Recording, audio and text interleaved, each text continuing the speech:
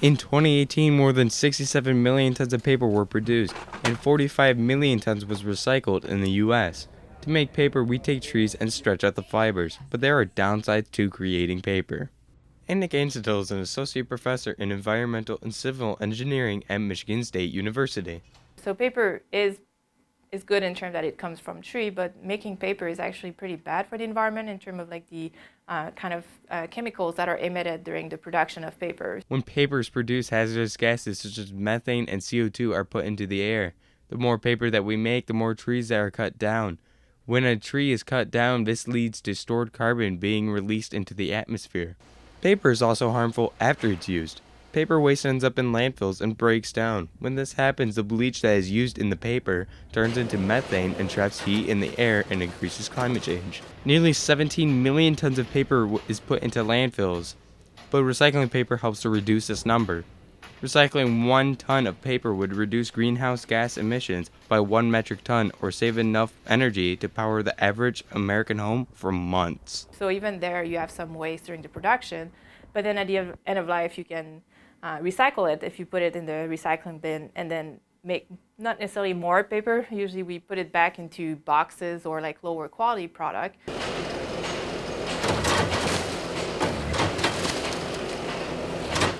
Paper can be really hard to recycle. It is so delicate that it can't be put with other things, or else it won't be useful. The process of recycling it can help climate change, but it also negatively impacts the environment. People want recycled paper, but the thing is, making recycled paper is not necessarily good for the environment because you need to add more chemicals. Paper, it comes from trees, so it's a fiber. So every time you recycle it, the fiber gets shorter and shorter. And also that's the same thing. You can start with really high quality white paper, but like when you recycle it, it's going to be either like lower quality white paper, and then kind of the final product are those boxes that are brown. In Davison schools, we use 12.6 million sheets of paper, which cost the district $100,000. And that's every single year. The schools in Davison, Michigan have given each student a Chromebook, but having access to computers didn't reduce the amount of paper waste. Chris Lesko is in charge of the tech department at Davidson High School. They handle most of the tech within the school. We haven't seen too much of an effect on paper use, but that wasn't the point originally. We rolled out the one-to-one Chromebook program over COVID and going forward to give us more flexibility for learning at home, off-site, should the need arise again. You would think it would have some effect on the paper usage as more things are delivered digitally, but that is more of a philosophical shift that's needed to make that happen. Using Chromebooks at Davison High School was not a solution to reducing paper waste. Instead, it has increased a different type of waste at the school, e-waste. A lot of the electronics products, they require a lot more energy and they have a larger environmental impact in making them.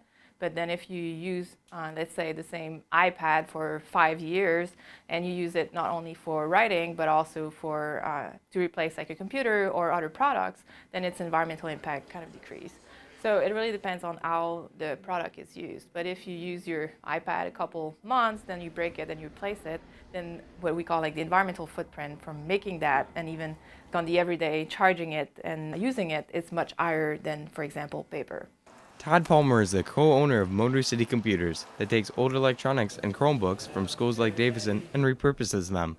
As of right now, we sell most of the equipment overseas. We sell it Pakistan, South America, Asia, Europe, Africa. Most of the e-waste Todd processes comes from the United States, but he has trouble reselling his reused electronics here, which causes him to have to ship them overseas. Here, everyone wants the latest, greatest, and that's why there's always upgrading. That's why you see lines, to buy a new iPhone. Paper usage has been going down and will continue to do so with more technology. There are a lot of moving parts when it comes to paper waste. However, there are steps we may take, such as recycling and reusing paper and using electronics, each of which both offers positive and negative trade-offs. But by being cautious and smart about paper waste, it can help mitigate our overall carbon output.